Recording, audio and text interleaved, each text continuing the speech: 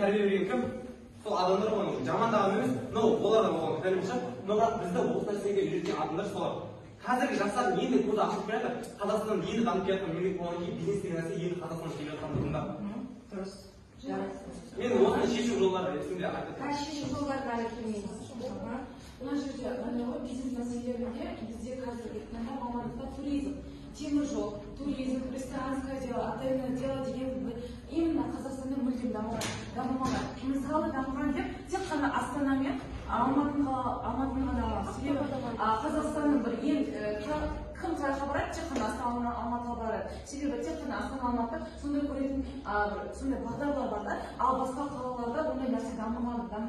Мысалға Шымкенттің өзін алайық, техно барасында туризм ондайды оға алмайсың, потому что бұл жерде оның несі оған деген жұмыс жоқ, оның болашағы жоқ. Ал неге біз барлығымыз барамыз да?